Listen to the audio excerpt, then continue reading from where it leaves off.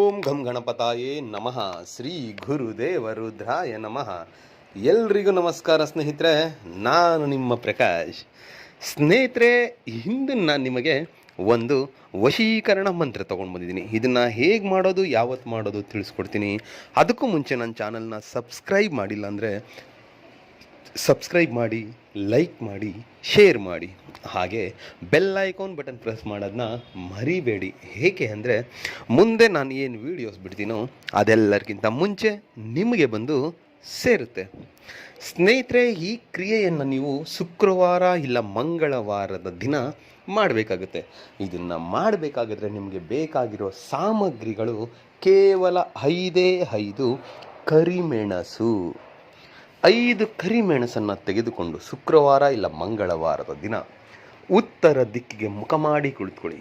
ಉತ್ತರ ದಿಕ್ಕಿಗೆ ಮುಖ ಮಾಡಿ ಕುಳಿತುಕೊಂಡು ಇವಾಗ ನಾನು ಏನು ಒಂದು ಮಂತ್ರ ಹೇಳ್ತೀನೋ ಆ ಮಂತ್ರವನ್ನು 108 ಸಾರಿ ಪಠನೆ ಮಾಡಿ.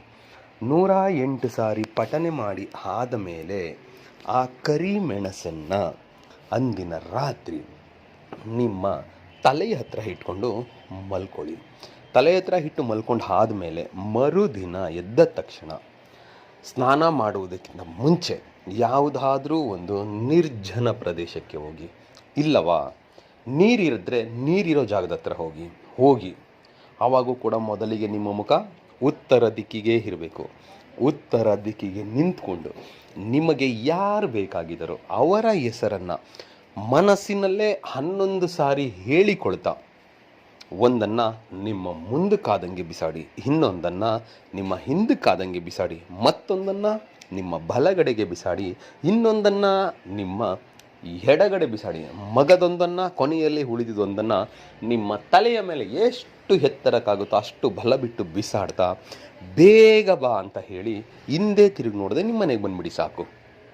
ಆಮೇಲೆ ನೋಡಿ, ಚಮತ್ಕಾರಗಳ ಮೇಲೆ ಚಮತ್ಕಾರ ನಡೀತಾ ಹೋಗುತ್ತೆ. ಅವರು ನಿಮ್ಮ ವಿಚಾರದಲ್ಲಿ ಎಂದೂ ತಲೆ ಕೆಡಿಸ್ಕೊಳ್ಳೋದಿರೋ ಅವರು ತುಂಬ ತಲೆ ಕೆಡಿಸ್ಕೊಳ್ತಾರೆ. ನಿಮ್ಮ ಮೇಲೆ ಪ್ರೀತಿ, ಪ್ರೇಮ, ವ್ಯಾಮೋಹ ಉಕ್ಕಿ ಹರಿಯುತ್ತೆ. ನೀವೇ ಬೇಕು ಎಂದು ನಿಮ್ಮ ಹಿಂದೆ ಬೀಳ್ತಾರೆ. ಅದಕ್ಕೆ ಮಂತ್ರ ಹೀಗಿದೆ: ಓಂ ನಮೋ ಆದಿರೂಪೆ ಮುಕ್ಕಮ್ಮ ಮಾಣಿ ಸರಸ್ವತಿ ಮಂ ಹಮ್ಮುಖಿ ವಶಂ ಕುರು ಕುರು ಸ್ವಾಹ. ಮಂತ್ರ ಇನ್ನೊಮ್ಮೆ ಹೇಳ್ತೀನಿ ನೋಡಿ ಸ್ನೇಹಿತರೆ. ಓಂ ನಮೋ ಆದಿರೂಪೆ ಮುಕ್ಕಮ್ಮ ಮಾಣಿ ಸರಸ್ವತಿ ಮಂ ಹಮ್ಮುಖಿ ವಶಂ ಕುರು ಕುರು ಸ್ವಾಹ. ಈ ರೀತಿಯಾಗಿ ನೀವು ಮಾಡಿದ್ದೆ ಆದಲ್ಲಿ ನೀವು ಇಷ್ಟಪಟ್ಟವ್ರನ್ನ ನೀವು ಪಡೆದುಕೊಳ್ಳೋದ್ರಲ್ಲಿ ಖಂಡಿತ ಸಫಲರಾಗ್ತೀರ. ಮಾಡಿ ಎಲ್ಲರಿಗೂ ಮಂಗಳವಾಗಲಿ.